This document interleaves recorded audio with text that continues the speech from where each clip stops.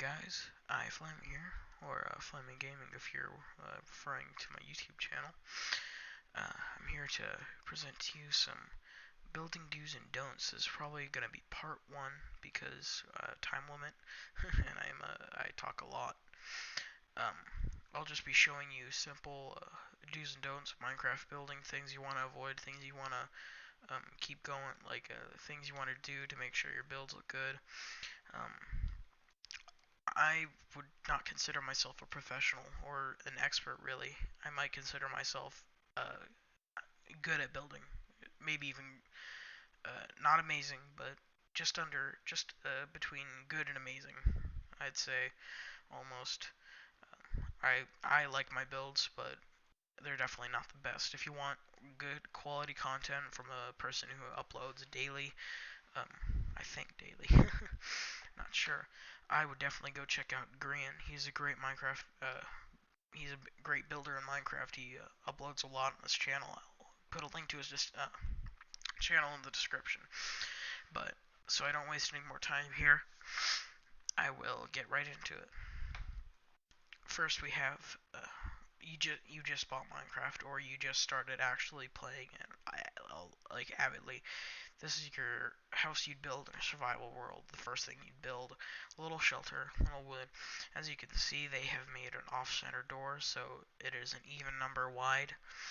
That means there's two in the center is 2 blocks wide instead of one, which is what I prefer. If you ever want to use double doors, I would uh, I would highly recommend you only use them on large builds, like builds greater than 20 by 40.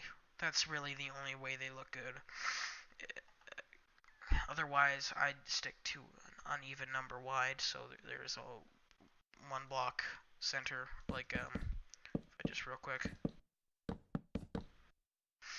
like that. So it's a 1 block wide center. The next build is you've been playing for a little bit, you want to get a little bit fancy. You've expanded your palette. I'll explain what a palette is probably at the end of part 2 because I talk a lot. Um, they've expanded their palette. They made a little bit more effort into the roof. They made it a different color. Um, they've added corner logs at the corner. They have a 1 wide center, an uneven number wide. Overall, this is 10 times better than whatever that thing is. Um, one thing I do recommend is that if you ever... Wait, never mind, I'm dumb. Sorry. Moving on. This is pretty much that, but they've added a little detail, and they've actually started to use depth to their advantage. Here they've used glass panes as a window. I highly recommend you never use glass blocks as windows because it it's missing out on depth you could be taking advantage of. Here they've also made an attempt to use depth to their side and to their advantage. Sorry, by adding little overspills, I guess you could say, to the sides of the roof. Moving on, here's where we get to the best part about building.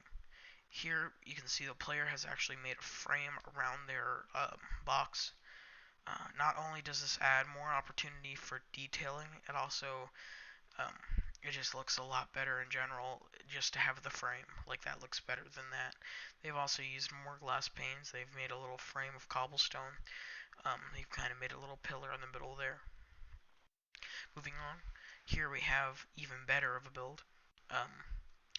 Here they've started using that depth to their advantage. They've started using this frame to their advantage by making rudimentary simple windowsills, which is a great improvement in my mind to a build. Windowsills in the frame. They made little columns at the sides. As you can notice, they've also made a little column here.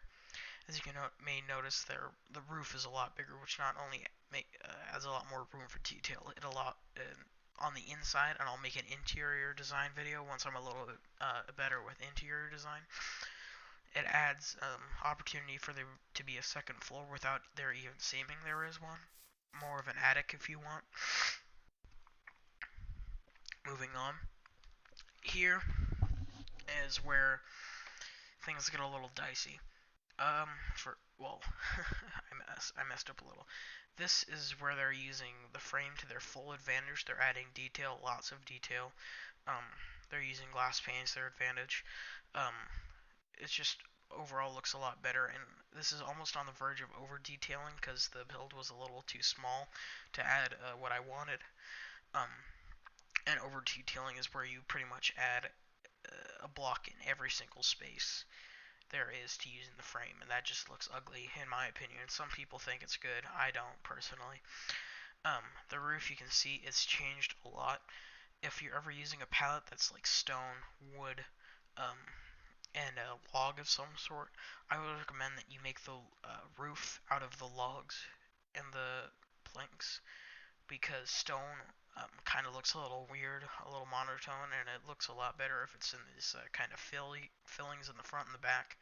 As you can see, I've made stairs along the edges to give it a little bit more detail, and I haven't put it over the framework of the roof to make it just that a little bit more realistic, kind of.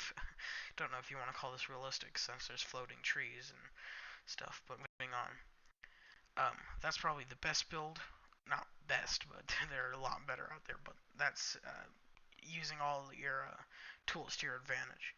Now here's where I explain palettes. A palette is basically the color and the stuff you use in blocks. Like here, the palette was, I don't know if you picked up on it. It was the spruce logs. You could use oak logs if you wanted to. The oak planks and the oak stairs and the oak wood in general, and then the cobblestone. Um, Here I'm gonna discuss a couple palettes that work well. Wool, spruce, and most dark logs and stone brick makes for a really nice medieval palette, where the majority of the build is the spruce and the stone, where the accenting is the wool and the logs.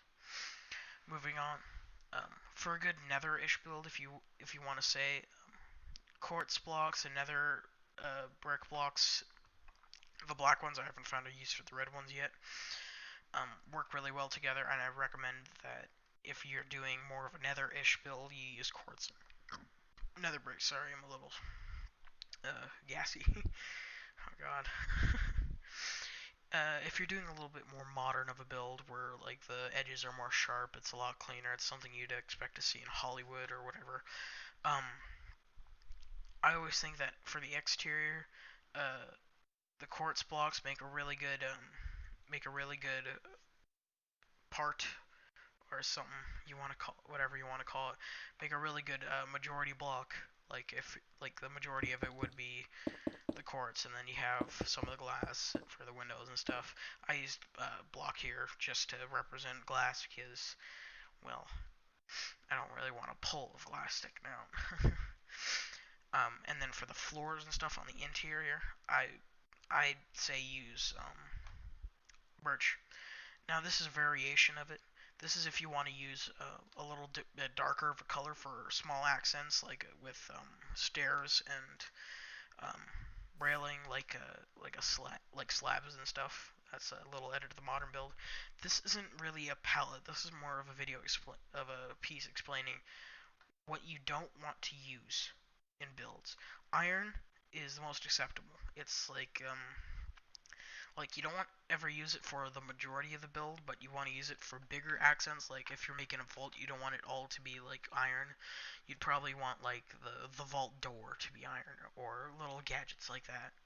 Gold you only use in very rare occasions. Say if you're making um, like a point or whatever or something.